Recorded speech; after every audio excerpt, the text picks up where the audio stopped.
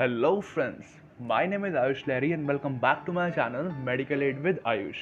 Today we are going to continue our first unit of Fundamental of Nursing in GNM first year. ये इस unit का fourth part है, तो अगर आपको इसके बाकी के पार्ट्स चेक करने हैं तो आप मेरी प्लेलिस्ट में जाकर उन वीडियोस को चेक कर सकते हैं, जिससे आपको फंडामेंटल ऑफ नर्सिंग की फर्स्ट यूनिट की अच्छी तरीके से डिटेल इंफॉर्मेशन मिल जाए और आगे की वीडियोस में आपको कोई भी प्रॉब्लम ना हो। वीडियो स्टार्ट करने से पहले मैं आप सबको एक छोटी सी इंफॉर्मेशन देना चाहता हूँ जो बहुत एसेंशियल है। वो ये है कि फंडामेंटल ऑफ नर्सिंग एक बहुत ही वास्ट सब्जेक्ट है जिसके अंदर बहुत लेंदी यूनिट्स आती हैं। इन यूनिट्स को कवर अप करने के लिए सिर्फ एक लॉन्ग वीडियो एसेंशियल नहीं होगी समझने के लिए। उसमें आप कंफ्यूज भी हो जाएंगे और आपको ठीक से समझ में भी नहीं आएगा कि चल क्या रहा है, किस चीज़ को क्या बोलते हैं, ना ही उनकी डेफिनेशन समझ में आएंगी। और अगर बाई चांस किसी ने भी आपसे कुछ क्वेश्चन पूछ लिया तो आप वहाँ पे साइलेंट हो जाओगे और आप कुछ भी आंसर नहीं कर पाओगे उसको, चाहे वो आपका फिजिशियन हो या फिर कोई भी ऐसा स्ट्रेंजर हो या फिर कोई भी आपका पेशेंट हो, आप उससे अच्छी तरीके से डील नहीं कर पाओगे। तो फंडामेंटल ऑफ नर्सिंग की मैं शॉर्ट वीडियोस डालता हूँ ताकि आपको अच्छी तरीके से समझ में आ जाए। और एक चीज़ और, जो भी मैं आपको नोट्स देता हूँ वो आपको एक बार रिकॉल करते रहना चाहिए कि इस चीज़ को क्या बोलते हैं, फंडामेंटल ऑफ नर्सिंग की डेफिनेशन क्या है, किसने दी फंडामेंटल ऑफ नर्सिंग की डेफिनेशन, फर्स्ट नर्स कौन थी, उसके बारे में डिटेल्ड इंफॉर्मेशन। फ्लोरेंस नाइटिंगेल वो हमारी फर्स्ट नर्स थी पूरे वर्ल्ड की। जो भी मैं आपको इंफॉर्मेशन देता हूँ आपको उन सब चीज़ों की अच्छी तरीके से जानकारी होनी चाहिए। So without wasting any time let's start it. हमारी इस वीडियो की फर्स्ट टॉपिक का नाम है health care services. Health care services से हमारा मतलब ये बनता है कि हर एक इंडिविजुअल, चाहे वो नर्स हो, डॉक्टर हो या कोई भी इंडिविजुअल हो जो कि मेडिकल स्ट्रीम से बिलोंग करता है, वो दूसरे पर्सन को, दूसरे एक अदर इंडिविजुअल को केयर प्रोवाइड करता है उसकी हेल्थ केयर रिगार्डिंग। इसी को ही बोलते हैं हेल्थ केयर सर्विसेज। इसका अगर हम इंट्रोडक्शन दें तो उसमें ये आएगा, health care services is the maintenance of the health विया। विया का मतलब होता है थ्रू। थ्रू एक बहुत बड़ा वर्ड है, तो मेडिकल वे में हम थ्रू को विया भी लिख सकते हैं। इससे ज़्यादा मार्क्स बढ़ते हैं, तो ये एक मार्क्स गेनिंग स्किल है, तो अगर आप इससे पढ़ेंगे तो ज़्यादा अच्छा रहेगा। Back to the topic, health care service is the maintenance of the health via और through prevention, diagnosis and treatment of disease, illness, injury and other physical and mental impairment of the people। इसका मतलब ये है, जो health care services हैं हमारी, वो maintain करके रखती हैं हेल्थ को through prevention, diagnosis and treatment of disease. वो लोगों की हेल्थ को मेंटेन करके रखते हैं, उनको प्रिवेंट करते हैं, डायग्नोस करते हैं और उनको ट्रीटमेंट प्रोवाइड कराते हैं। किससे दूर रहने के लिए? Illness, injury and other physical and mental impairment. Impairment का मतलब होता है disorder. Our next topic is types of health care services. हमने ये पढ़ लिया कि हेल्थ केयर सर्विसेज होती क्या है। अब हम ये देखेंगे कि इनके टाइप्स कितने हैं। ये मेनली 5 टाइप्स में होती हैं।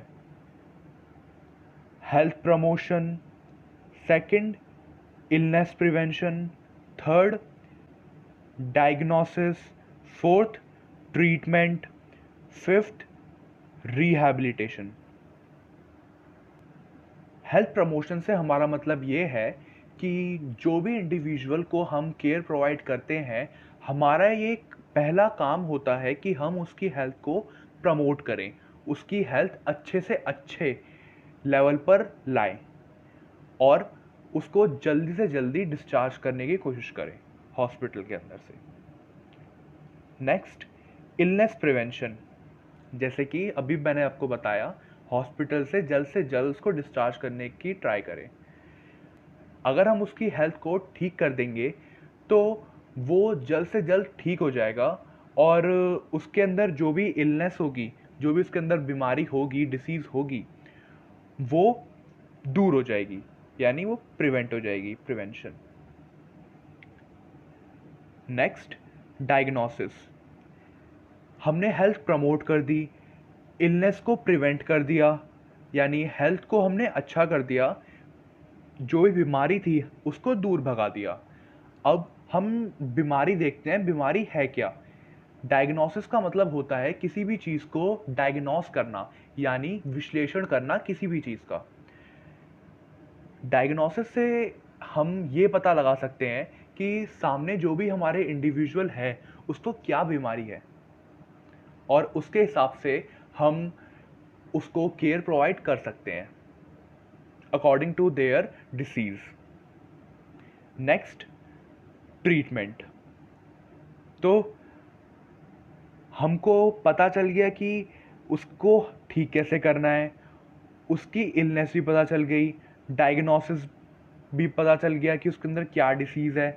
तो अब हमें उसको करना है ट्रीट, यानी उसको हमें ट्रीटमेंट प्रोवाइड करना है इन मेडिकल फील्ड। सो ट्रीटमेंट प्रोवाइड करने के लिए हम उसको हर एक चीज़ प्रोवाइड करेंगे उसके कंफर्ट के लिए और उसको मेडिसिन प्रोवाइड करेंगे according to their disease. Next आता है हमारा रिहैबिलिटेशन। जैसा कि कोरोना टाइम में आपने देखा होगा, रिहैबिलिटेशन वर्ड बहुत ज़्यादा प्रेफर किया जा रहा है इन मेडिकल फील्ड। रिहैबिलिटेशन का मतलब ये होता है कि हर एक व्यक्ति जो भी किसी भी बीमारी से पीड़ित है, जिसको भी कुछ भी बीमारी हो रखी है, वो उस बीमारी से बचा रहे और दूसरे लोग भी उस बीमारी से संक्रमित ना हो, उसके लिए हम उस पर्सन को, उस एक इंडिविजुअल को रिहैबिलिटेशन सेंटर में शिफ्ट कर देते हैं ताकि उसको कोई भी प्रॉब्लम ना हो और ना ही दूसरे किसी अदर पर्सन को। जैसे हम कोरोना का अगर एग्जांपल लें तो कोरोना एक कम्युनिकेबल डिसीज़ है जो कि एक पर्सन से दूसरे पर्सन में फैलता है। प्रिवेंट करने के लिए इस डिसीज़ को हम उस पर्सन को एक अलग रूम में सेपरेट करके रख देते हैं, उसको एक रिहैबिलिटेशन सेंटर में डाल देते हैं ताकि वो बीमारी किसी और पर्सन को ना फैले और ये एक महामारी के रूप में ना फैल जाए। That's it. जो सब मैंने आपको ये बताया, ये उनके बारे में थोड़े थोड़े पॉइंट्स हैं। ये बहुत जनरल पॉइंट्स है, अगर हम इनको एक बार देख भी लें तो वो भी काफ़ी रहेगा। तो इसको स्किप करते हैं, आते हैं हॉस्पिटल पे। So our next topic is hospital. Hospital को आप सब लोग जानते होंगे, सब ने कभी ना कभी हॉस्पिटल विजिट भी किया होगा, कई बार किया होगा, क्योंकि ये एक ऐसा टाइम चल रहा है जहाँ पर सबको कुछ ना कुछ बीमारी होती रहती है, सर्दी, जुकाम, खांसी या कोई भी बड़ी से बड़ी बीमारी। हॉस्पिटल की अगर मैं आपको एक छोटा सा इंट्रोडक्शन दूं, तो हॉस्पिटल एक ऐसी जगह होती है जहां पर हम एक वुंडेड, इन्फर्म या फिर एक कम्युनिकेबल डिसीज़ वाले पेशेंट को लेके जाते हैं ताकि वो एक अच्छा ट्रीटमेंट ले सके और वो जल्द से जल्द अपनी लाइफ में कम बैक कर सके, एक हेल्दी लाइफ जी सके। हॉस्पिटल की एक बहुत अच्छी डेफिनेशन है जो कि स्टेटमेंट मेडिकल डायरेक्टरी ने दी है। स्टूडेंट्स, मैं आपको एक बहुत इम्पॉर्टेंट इंफॉर्मेशन देना चाहता हूँ। जो भी डेफिनेशन होती है जिसके स्टार्टिंग में अकॉर्डिंग टू ये वर्ड आ जाता है, उस डेफिनेशन को ज़रूर से ज़रूर पढ़िएगा और उसके अंदर कुछ भी अपने हिसाब से चेंज मत करना कभी भी। अगर आप चेंज करते हैं उस डेफिनेशन के अंदर तो वो उस राइटर के अकॉर्डिंग वो डेफिनेशन गलत ठहराई जाएगी, जहाँ पे आपके मार्क्स कट हो सकते हैं। अगर आप पूरी डेफिनेशन वर्ड टू वर्ड जैसे यहाँ पे शो हो रही है वैसे आप लिखते हैं तो आपको कुछ भी प्रॉब्लम नहीं होगी, ना ही समझने में और ना ही आपको मार्क्स गेन करने में। अगर आप डिट्टो सेम ऐसे ही लिखते हैं तो मैं आपको एंश्योर कर सकता हूँ कि आपके एक भी मार्क्स कट नहीं हो सकते अगर आप यही डेफिनेशन लिखते हैं अपने एग्जाम्स में तो। So come back to our topic, hospital. Statement medical directory ने ये डेफिनेशन दी है जो है कि hospital is an institution for the care, cure and treatment of the sick and wounded, for the study of disease and for the treatment of nurses and doctor। इसका मतलब ये है कि जो हॉस्पिटल है वो एक ऐसा इंस्टीट्यूट है जो कि क्योर, केयर और ट्रीटमेंट प्रोवाइड करता है सिक और वुंडेड लोगों की। सिक का मतलब होता है जो कि किसी बीमारी से पीड़ित हैं। वुंडेड का मतलब होता है किसी घाव से पीड़ित हैं। फॉर एग्ज़ाम्पल, अगर हम कभी भी हॉस्पिटल जाते हैं तो हमें देखने को मिलता है कि एक्सीडेंटल केस बहुत आते हैं। तो एक्सीडेंट के टाइम पे कुछ भी अगर हमें चोट लग जाती है तो उस चोट को हम वुंड बोलते हैं। वो बड़ा छोटा कुछ भी हो सकता है, उसको हम वुंड बोलते हैं। So come back to our topic, hospital एक ऐसा इंस्टीट्यूट है जो क्योर, केयर और ट्रीटमेंट प्रोवाइड करता है सिक और वुंडेड लोगों के लिए, और ये स्टडी करता है हर डिसीज़ के ऊपर और ट्रेनिंग प्रोवाइड करता है नर्सेज और डॉक्टर को। आपने देखा होगा कि बहुत सारी नर्सेज और डॉक्टर्स हॉस्पिटल के अंदर जाते हैं और वहाँ से वो ट्रेनिंग लेके आते हैं।